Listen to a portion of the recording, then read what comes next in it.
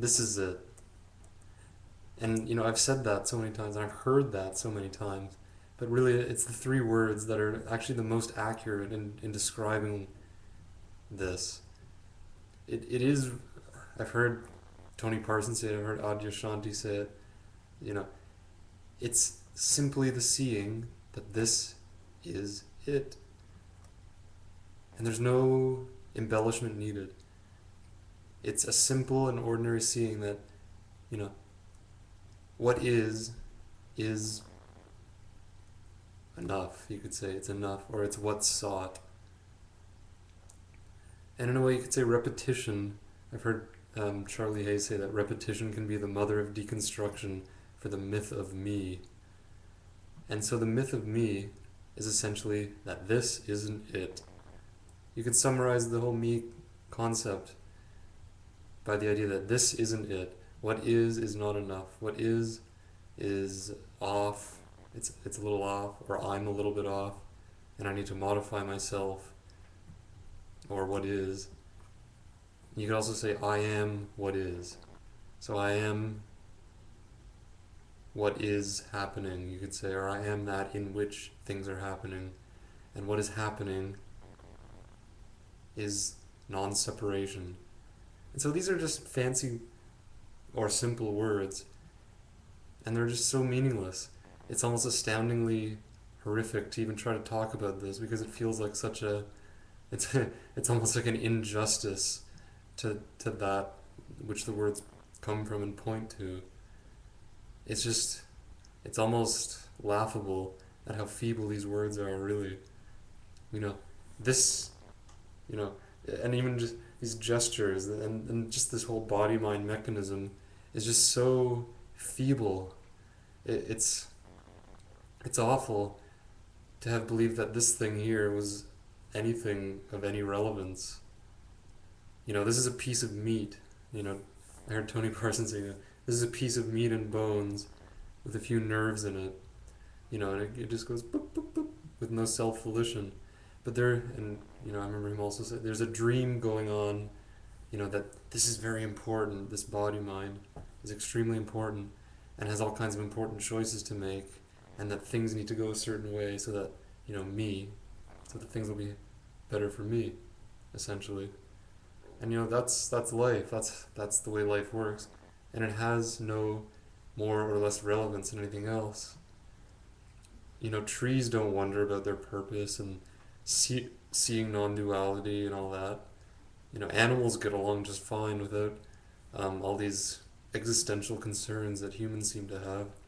And the whole human drama is just that. It's like a play. It has no significance. It's not going anywhere. So all these important things about my life and the collective consciousness and the way things are turning out for us, and all these heavy, heavy ideas and the state of things and our theories and all of our important intellectual arguments and concepts, they're actually no more or less relevant than this. Just nothing. It's like an event, it's something that comes and goes. Just more show, more passing more passing things, or the divine entertainment, you could say.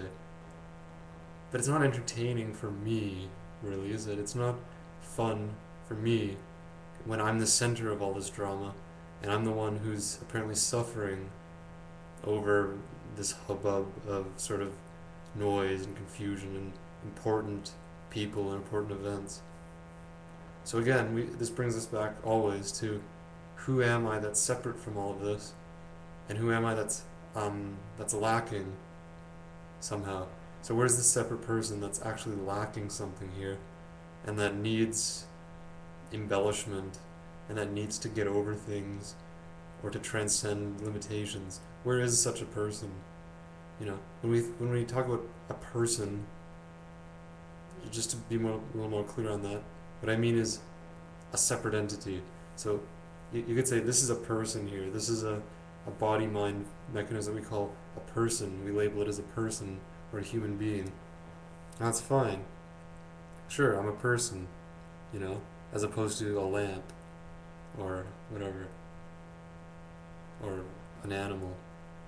But see, when in the context of these discussions, a person is referring to a separate entity that's apart from everything else, and that lives in and of itself as a valid center, you could say, as a valid self-autonomous individual. And in that sense, there's no such person. It may be more helpful to say there's no such entity. There's no entity anywhere. As a religious follower, I believe that I was an entity that was trying to find a larger entity called God and become closer, closer to God and merge with God. And, I'm an entity, he's an entity, and I'm trying to meet him, and I reach out a little and he reaches back a little, and all that sort of thing. All the while, never wondering, where do I start and where does God stop, or vice versa, and always feeling separate and never examining the roots of that assumed separation and the reason that I was doing all these things. Why am I doing these things? Why am I praying so hard? What am I praying for? Well, I want a better life, really. That's what I was praying for. I want things to be better for me, so I'm praying that God will make it better for me. Please, God, make it better for me. That's kind of what I was saying. And then meditating. I'm trying to meditate away my problems. I'm trying to push them away. I'm trying to jump over my conceptual problems. Or I use drugs. It's all the same kind of mechanism. It's me seeking. So if that seeking mode is going on, then reverse it. Who am I that's seeking in the first place? So looking back into this concept, it sounds like a practice. That's fine. It doesn't matter. Because when the suffering is as bad as it was here, then it doesn't matter if it's a practice or not. It doesn't matter what anyone says. It's just a matter of looking for yourself right now. Instead of comparing teachers and thinking about it all day, the suffering is the teacher. Eckhart Tolle says, for most people, their suffering is their only spiritual teacher. And see, this thing isn't a teacher, but everyone's heard that too. The non-dual people always say, "Oh, I'm a non-teacher. There's no teacher." So this is just a reminder. This has no relevance. This face, this body, these words, this guy, it has no relevance except to say, you are what's relevant. Look into you, because that's all there is. Really. But me saying that is useless because it's just more empty performance on the stage. This is just emptiness, and it has no impact unless it's seen directly. And even seeing it as a concept isn't liberation, because liberation is simply you could say, the living as the changeless. But there's no entity that can do that, because we are already that. And see, the already factor is awful for the mind, because the mind can't deal with already. The mind can only deal with soonnesses, or laters, or it was, or distant past. It can't deal with the already. It can't deal with the immediacy. So this is death, unfortunately. There's no one that can survive what is, because there's nothing separate in what is. And what is just two words that point. See, they fail again. Again and again, words fail. They come out and then they just can't work. And that's fine, because this is wordless anyway. Listening